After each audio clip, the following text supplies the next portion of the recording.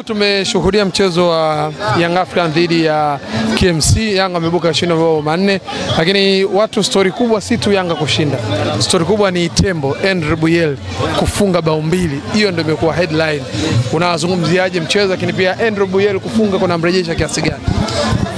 Nafikiri ulikuwa mchezo mzuri sana kwa Young Africans kwa sababu alikuwa anahitaji ushindi kuliko kitu kingine chochote ili kupunguza pressure ambayo wamekuwa wakikutana nayo nje ya mashabiki. Walikuwa wanahitaji mchezo kwa 100%, na ndio maana kazi kubwa imefanyika, ufundi wa kocha kwenye namna ya kutafsiri kile ambacho alikuwa anakihitaji kulingana na wachezaji alionao ni kama alifanikiwa. Lakini narudi pale pale kwenye kikosi cha Young Africans, bado kuna vitu vingi sana ambavyo kocha anapaswa kuviongeza, kwa sababu ukitazama utayari wa wachezaji, namna ya kuhukumu makosa wapinzani bado umekuwa ni mdogo sana. Kwa sababu ukikiangalia kikosi cha Young Africans ambacho kimemaliza dakika 90 and then mtoe Pacome Podo Suswa, mtoe Maxim pia Nzengeli, inawezekana Young Africans ikapitia wakati mgumu sana kwenye namna ya kushinda mechi zake. Kwa nini? Kwa sababu huoni mchezaji mwingine ambaye anaweza akawa msaada pale ambapo timu inamhitaji. Huoni mchezaji ambaye anaweza akawa anatumia ubunifu wa kile ambacho uko nacho kwenye namna ambavyo kocha anamhitaji. Lakini yote kwa yote utarudi kupongeza jitihada za wachezaji mmoja mmoja. Ukirudi kwenye mchezo ambao umepita, nafikiri utagundua kwamba kwenye mchezo wa leo kuna kitu kikubwa sana ambacho kimeongezeka, kwa sababu kwenye mchezo uliopita ulikuwa unategemea ubora wa mchezaji mmoja mmoja kwenye kuifanya Young Africans ibuke na ushindi. Ndio maana unaona goli la Zimbwe Junior linafungwa, Celestian yakuwa baadaye. Lakini kwenye mchezo wa leo kuna namna ambavyo Yanga ameongeza uimara kwenye namna ya kutengeneza nafasi na kuweza kuzitumia. Nafikiri kitu kikubwa ambacho bado Young Africans kinawatesa ni muunganiko wa kikosi. Bado hakuna chemistry ambayo inaweza ikawa inaibeba Young Africans kama timu kuweza kuzicheza mechi zake, kwa maana kupata uhakika kwenye mchezo uliopita na kwenda kwenye mchezo unaofuata Young Africans kushinda. Uwezekano huo umekuwa ni mdogo sana kutokana na namna ambavyo Yanga sasa anacheza. Lakini nafikiri kocha bado ni mpya, atahitaji muda zaidi kuweza kuboresha yale makosa ambayo yamekuwa yakionekana. End of the day Young Africans anaelekea kwenye michuano ya kimataifa. Atahitaji kuwa tayari kwenye kila eneo. Uhitaji kwenda kwenye michuano ya kimataifa kwa kiwango cha kubahatisha. Inawezekana ukakutana na matokeo tofauti na kinyume ya yale ambayo unatarajia.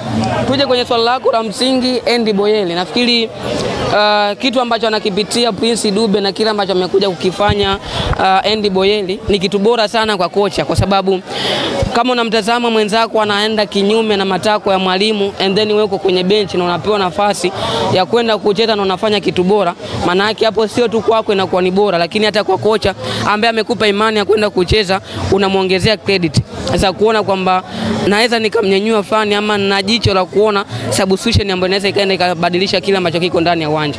Nafikiri anachokipitia Dube ni pressure, lakini pia maneno ambayo amekuwa nje ya mashabiki. Nafikiri ukirudi hata kwenye msimu uliopita alianza hivi. Alikuwa anapoteza mabao, yani kuna mabao ambayo anakosa, alafu unatazama yeye ni mshambuliaji. Kama unakosa aina ya bao kama hili, ni bao gani ambalo unaweza ukalifunga? Nafikiri anachokipitia hata yeye anajilaumu sana, kwa sababu sifikiri kama kuna mshambuliaji yoyote ambaye anafurahia kile ambacho kinaendelea kwa Prince Dube. Lakini kitendo cha Young Africans kuwa na wachezaji zaidi ya moja kwenye hilo eneo na unapewa nafasi ya kwenda kufanya, iko ni kitu bora ambacho Andre Buyele ameenda kukifanya. Kwa hiyo nafikiri inawezekana sasa akaanza kuitengeneza imani yake upya kwa kocha kwenda kuhakikisha anaanza kwenye mchezo unaofuata. Kwa namna ambavyo Yanga wamecheza na ligi leo inasimama, lakini ukiwatazama watani wao Simba ambao jana wamecheza, tumeshuhudia Singida na Pamba nao wamecheza. Hawa ni wapinzani ambao tunazungumzia hapa Big 4. Unadhani tunaenda kuona Big 4 namna gani? Kama Young Africans yataendelea hivi, inawezekana mambo yakawa tofauti kulinganisha na msimu uliopita. Yanga ya msimu uliopita baada ya msimu kutamatika ilikuwa na mataji 5, na sio tu ina mataji 5, ikiwa na performance bora sana. Lakini this time unaona kitu ambacho kinaweza kikakupa imani ya Young Africans kwenda kwenye ranki za juu, kwa maana ya hizo top 4, inawezekana imani ikawa ni ndogo sana, kwa sababu ili ufike huko unahitaji performance ya wachezaji yenye muendelezo kwenye kila mchezo. Lakini namna ambavyo Yanga anacheza uoni kama anaenda kushinda kwenye mchezo unaofuata. Nafikiri kama umetazama kipindi cha kwanza namna ambavyo Yanga alikuwa anacheza, kilichokwenda kuamua mchezo ni kutoka tayari KMC ni kama tayari walishachoka, and then Young Africans ndio wanakuletea watu wapya ambao wameenda kuboost kile ambacho kilianzishwa kipindi cha kwanza kwa kisha dakika 90 zinatamatika. Lakini kwangu mimi swala la msingi top form msimu inawezekana ikawa ni ngumu sana kwa sababu ya performance ya Yanga ambaye tunamtaja kama bingwa msimu uliopita. Ili aweze kufikia hayo malengo ya msimu uliopita itategemea namna ambavyo atakuwa tayari kupambana na Simba ambaye nafikiri ipo kwenye ubora mkubwa sana kulinganisha na msimu uliopita. Kama msimu uliopita alikuwa na idadi kubwa ya wachezaji 14 wapya na akaenda finali CAF Confederation akacheza nafasi ya pili ligi kuu, alafu unakuja kulinganisha na msimu kwa wale ambao walikuepo, alafu unaongeza CV ya wachezaji ambao wamekupa kama kina Jonathan Soa, wachezaji kama kina Selemani Mwalimu, Neo Maema, Lucien Deroku.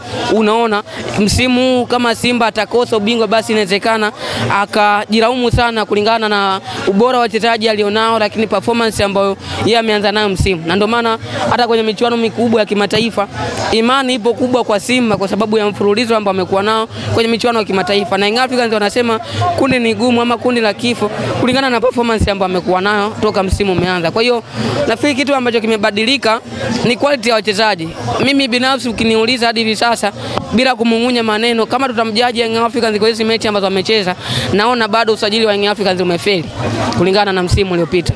Kwa sababu unatazama eneo ambalo ametoka Khalid Aucho, ulitegemea kuona mchezaji ambaye anakuja basi inawezekana akawa bora zaidi ama akawa kwenye ile level ambayo Aucho aliseti, lakini amekuja Barakonte ameshindwa kuonyesha iko kitu. Maana yake namlazimu kocha kuanza kuswitch baadhi ya wachezaji ambao walikuwa wacheze kwenye hayo maeneo na kuanza kuyatumia kama mbadala wa Aucho. Lakini unakuja kwenye eneo la Stefan Aziki ambaye msimu juzi alikuwa top scorer, lakini msimu ulioisha alikuwa bora sana.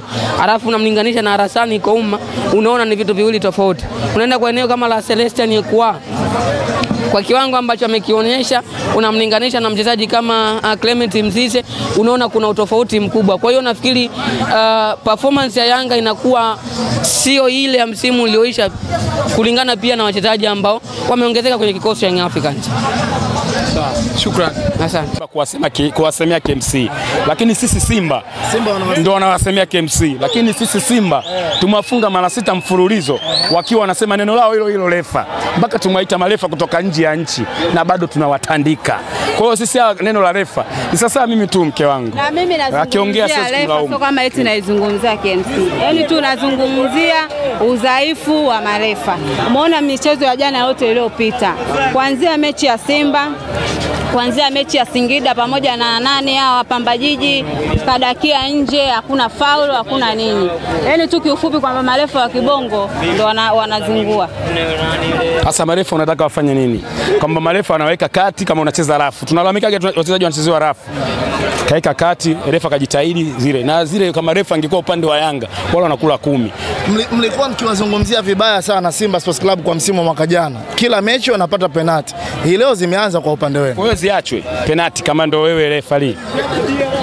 Kwa sababu refa tukane mamba kabla hujavuka mto. Nyinyi mnataka penalti ziachwe. Hao watabebwa sana kwa hizi penalti. Sisi timu yetu sio ya penalti sasa hivi. Mimi nishamsahau Hamza. Yaani nimesahau kabisa kama kuna Hamza, kama kuna Chasambi. Yaani nimesahau. Yaani huyo ndo sikumbuke yani hata kidogo. Chama huyo ndo kabisa. Hao wanaua wachezaji. Chama katoka Yanga alikuwa hataki pigi wala nini. Kaenda Singida angalia mpira anacheza. Hao wanachezea wachezaji. Huyo Shabalala mwenyewe nampa mwaka wake huu mmoja tu. Acha walazimishe kumpanga. So wanalazimisha kumpanga. Na hiyo tarehe ngapi hiyo mechi ya kimataifa akaanze Shabalala. Alafu aone kitachokuta. Unaona amekuja ametoka Shabalala ameingia Boka mwenyewe unaona anavyofanya mambo. Sisi yani Yanga, kwanza Yanga hakuna mkubwa. Sisi tuna timu tu. Tunataka timu mchezaji akicheza vibaya basi anaweza kama tukimwona hatufai hata kama anacheza kwa anapaa tunamtoa kwamba huyu hatufai. Lakini tunataka mchezaji anaendana na mfumo wa Yanga. Watu wameshafiti hapa mfumo wa Yanga. Kocha ana wiki 3 tu, watu wamekula 4. Huyu kocha akimaliza miezi miwili, watu wanakula 9. Kocha ukimaliza miezi miwili, wanakula 9 watu hapa. Sasa labda ucheze Zuna. 9 labda ucheze mchezo wa zuna ndio unaweza ukafunga hizo 9. Kwa Yanga hii 9 usahau. Yanga ya Aziz Ki, yani Yanga ya Pacome, Yanga ya Chama, sijui Chama alikuwa yupo ile ya Aziz Ki, ile Yanga ndio ilikuwa Yanga ya Mayele. Hao wenzako kila mchezaji wetu ilikuwa Yanga. Hao hawataki kukubali. Sasa ile ilikuwa Yanga. Hawana wachezaji. Umeangalia hapa wachezaji wao ambao wanafanya hapo wa kupangwa hesabu ni wa kawaida.